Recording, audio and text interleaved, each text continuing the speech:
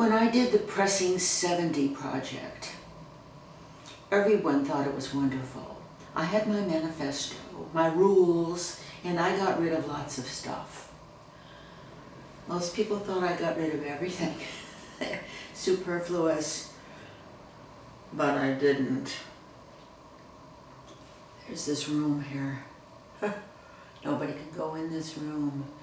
And this room was practically solid with stuff that I did not get rid of. So I've decided now that I'm going to empty this room. This is complicating my life considerably, but it's all about liberation. I want to be liberated from this stuff, and I'm going to do it. Of course, one of the problems is, if I take things out of the room, where am I going to put them? If I don't have a decent place to put them, I have to get rid of them. That means I have to make places for them. This stuff's all going. This stuff is going to scrap. There's no more use for that Kodak stuff. A piece I was going to collage. Well, here we go. You wouldn't believe this, but this room was solid. I've come a long way in here. This is looking good. This is looking pretty good. Okay, so say then I have a stack of paper stuff here. If it's stuff that I want to keep, then if it's really important to keep, I have to file it. Where am I going to file it? Well, I have this filing cabinet here. But there's no room in the filing cabinet. So I'm back a square. Now I have to go through the filing cabinet and find out what's in there that I can get rid of to make room for what I think is so important to go in here. This room here used to be very immaculately clean, but it has now turned into a temporary receptacle for the things that are coming out of this room. Furniture in here I want to get rid of, like this Victorian love seat and matching chair. It's going to have to go. I don't particularly want it, so it's going to have to go. And everything that's on here has to go somewhere. It all has to go somewhere. This rolled up paintings here. This box is full of VHS. I have to look at them and transfer them and dump them. Oh, I'll only transfer them if that's something that I think I'm ever going to want to look at again, remembering that I'm 80, and if I look at it today, and it's been 25 years since I looked at it last, I'm probably not going to be looking at it again. So it should go out. But I have things that have some value, I guess. So these ancient, look at there's an Etude magazine from the 30s. Well, Carla says that these things have value, eBay value. So I am going to have a pile of eBay things.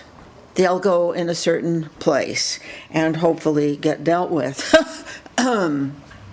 So here we come in here. All right.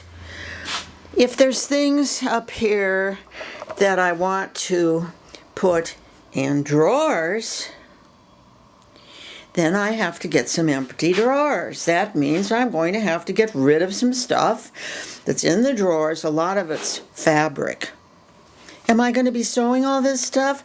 Quilts? Well, I would like to. I hope I'm not going to be spending the rest of my life doing this. So I have all the quilts, the storage quilts. I've had them stacked up there before. Notice there's not much there anymore. I've took stuff out of here And I condensed some of these drawers because I got rid of stuff. I've been taking loads to the Goodwill and stuff. It's great. So that meant I could get stuff out of here to put into these drawers. And then I could start to take the quilts and put them into here. There are two kinds of quilts. There are quilts that I have made, and I probably have 8 or 10 of those that I've just kept, not sold or given away. Then I have quilts of my grandmother's that have more antique value. Well, I just got to brainstorm. My daughters can take the quilts they want. I don't think that's going to be many. And then I've decided to have a quilt auction. How about that? So I'll send out notices to all the quilt people I know and others, and I'll have an auction and let them go for any price. I don't care. Then I'm going to free up these drawers, right? So I'm thinking, if these drawers are free, see, this is all about wanting to get this room attractive, empty and attractive. So if there's things that I really want to save, I either have to have them out, or I can put some things in those drawers, right? I have a lot of sewing things. Am I going to be sewing anymore? These journals, well, I'm saving those for video. The bottom line is video. I believe once you get a video made of something, then you can get rid of it, because you have it still, and you don't have to have the thing. You have the video. And I decided the walls, I can just make the walls solid art. So I started putting paintings up, just covering this wall with paintings. I could do that with the walls. I've got to listen to all those audio cassettes and either put them onto CD or not, and get rid of them. Lots of great audio there. 3 tape recorders. I have this Akai. I have the Sony over here. She's got to get rid of this stuff. She simply got to get rid of it. And then I have the big 4-track TAC here. So they're taking up a lot of space, these things. The harmonium. See, that belongs in another room. That belongs in the music room, once I get the new pile of junk out of there. But I'm making headway. I'm really making headway. I'm encouraged about it, and I'm actually enjoying it. There's not much point in saving a 30-year-old bottle of opium. I don't know. There she is, junior high school. We can do this, folks.